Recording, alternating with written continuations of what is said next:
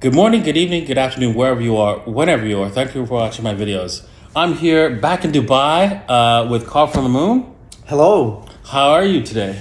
I'm very well. Welcome to my office. Yes, at his moon base, his excellent office. We're very close to the moon, actually. Exactly, very close to the moon, right? And we want to talk about when moon for Ethereum, actually, today. Yes. We're going to be looking at some charts and seeing what's going on. Now, I'm going to show you. I'm going to show you both the chart, the monthly chart of Ethereum, and one of the things I talked about in previous videos is that this looks exactly like a hyperinflation chart.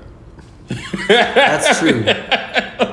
Because what's happened is in a hyperinflationary event, there's always a correction as things come back, and if Ethereum was supposed to correct back, if this was a top for Ethereum, it should have corrected all the way back to at least to the very last blow off top, right?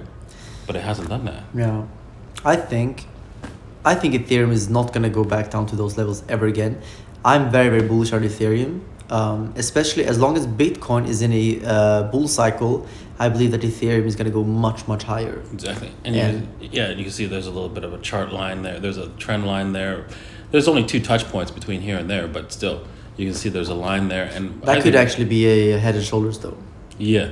That's true. Yeah. That's true. That does actually, I didn't even see that before, but that does look like a head and shoulders. On the monthly chart. Which is very bad, of course. Very bad. Yeah. So if we break that trend line, then of course, technically we should be able to maybe reach all the way down to below $1,000. But honestly, I just don't see that scenario as very likely. I'm very, very bullish on Ethereum. That's why I hold, I would say 10 to 15% of my portfolio, or my whole net worth actually, or like liquid cash net flow is in Ethereum. Yeah. Why do you like Ethereum so much? Well, first of all, Ethereum has a few things similar to Bitcoin. It was the first mover's advantage in that field, being the first and being the most widely adopted protocol means that the biggest amount of developers, the best developers, are already on there, and you can see that the adoption for Ethereum is way bigger than any other protocol out there. Projects are launching there. You can see NFTs are launching there, and of course you can see that there are many other ones out there that are cheaper to use, better to use for many different reasons. But at the end of the day, Ethereum can actually be upgraded and fixed and worked on, and then you have to just think to yourself, like, what if you make Ethereum just as good as the competitor? Then why not just use Ethereum that has more network effects? Exactly. It's a good point. It's so true. You know what the thing is, right? People ask me, right, about Cardano and all the other currencies out there, or even Tron, right? And saying which one's going to work, right? And they're all smart contract-based systems that they were pointing to. And one of the things I also point out is that a lot of the smart contract-based systems use what's called an EVM. You know what it stands for, EVM? No. I'll tell you. Ethereum Virtual Machine.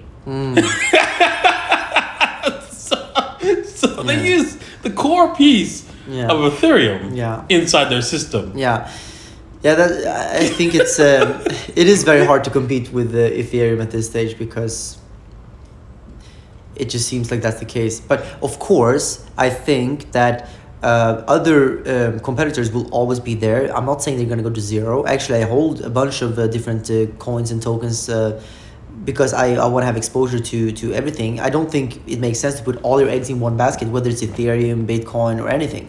I mean, if you were to put everything in one coin, it would be Bitcoin, of course. But I would never do that with Ethereum or Cardano or Solana or any other coin, actually. So when it comes to altcoins, I always like to have exposure across the board, no matter how confident or how much I love one specific coin. That's a good point, actually. Like, never get married to one coin. Exactly, except Bitcoin. Except Bitcoin. That's the only coin where I think it's fine. Yeah, and the reason why is because Bitcoin, not because it's the first one, is because it's the most secure. Yeah. One of the things I tell people that shocks people is that Bitcoin is not like Ethereum, where you have to have a computer to run it. Bitcoin can work without computers. It's just a means of communications. Mm-hmm. Most people don't even understand that concept. it can work without computers. So long as you have a means of communicating, it still freaking works. That's the cool thing about it. I think Bitcoin is never ever going to have anything being able to even remotely being able to compete against it. No. Bitcoin is a one of a kind unicorn that can never be replicated or copied or replaced. Never. Exactly. It's done already. So this is why you've got to run out and buy some Bitcoin if you don't have any. Even if you put in just $1,000 Yeah. and hold it. Yeah. You know what? Your family members will be thinking you're the smartest person on this earth to buy even $1,000 worth. Yes. Yeah, because everything else you buy today has a massive risk of being worth way less in the future. But if you buy Bitcoin today, over the next 5 to 10 years, it is almost inevitable that you are in profits. I would say it's so close to inevitable that there's nothing else out there that I would be even more confident in than the fact that Bitcoin will be worth more in 5 years than it is today. Yeah. Now, if you contrast that with Ethereum, right? Going back to Ethereum, the problem with Ethereum is more centralized. You can actually, the government can actually point a gun at somebody and say, "Hey, this has got to change. Yeah. This has got to do better." So that's the problem, right? Yeah, the simple fact that Vitalik Buterin, if he just goes up tomorrow and saying, "Hey, you know what? I'm leaving Ethereum. I have this new thing going on now." Imagine what that would do to the price of Ethereum and to the developers and everything. Like, he could move everything over to a new project, and that little simple fact alone, I think, is a big risk. And this is something that can just never happen with Bitcoin, because even if Satoshi Nakamoto comes out today and says, "Hey, I have this new thing," there's no way that would ever, for at least for the long term, have any impact on Bitcoin. Nope. Of course, in the short term, yes, there would be a lot of FUD and news. Exactly, and yes. there would be a massive crash. Yes, I agree. But long term, no. The fundamentals of Bitcoin are so solid now and so solidified that there's just nothing that can move it. Not even Satoshi himself, I think. Exactly. And if you don't believe that the current what Ethereum can change, just look back a few years into Ethereum. They had what was the DAO failure, a DAO failure, and they had to roll back because a lot of people lost a lot of money. It was the biggest loss in crypto ever, and I'm sure Vitalik got a call from the SEC saying, "Hey, you better do something," and he did, right? And so he rolled back transactions, and so it's possible. You can't do that with Bitcoin. Yeah. Yeah. Exactly.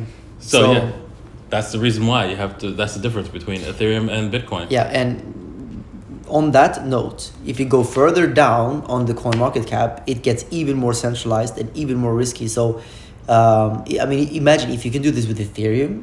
Imagine below the top 100, what you can do with these coins, or even on the top 100, of course. But like, crazy. So, people talk about decentralization out there, but like, come on. It's not decentralized. Many of these coins, like NFT projects, like how, it gets me a little bit frustrated when people, people get into crypto and they immediately go into NFTs. Like, I hear people now, they say, "Oh, I don't understand Bitcoin, but I'm doing this NFT collection now." It's like, what? How can you possibly understand NFTs if you don't even understand Bitcoin? Bitcoin is much easier to understand than NFTs. To be honest. Exactly. And everyone is like NFTs, and I don't know. It just makes me cringe a bit. Yes, I can see how that could make people cringe Yeah. at this point. Anyways, thank you all for watching. Right, we're gonna be doing more collabs together, me and Carl. Yes. So check out both our channels. Right, we made a video on my channel, you and me actually. So go check that out. Exactly. And we love you a lot. Yes, so don't forget to hit the like, subscribe on both of our channels. Cheers. Cheers.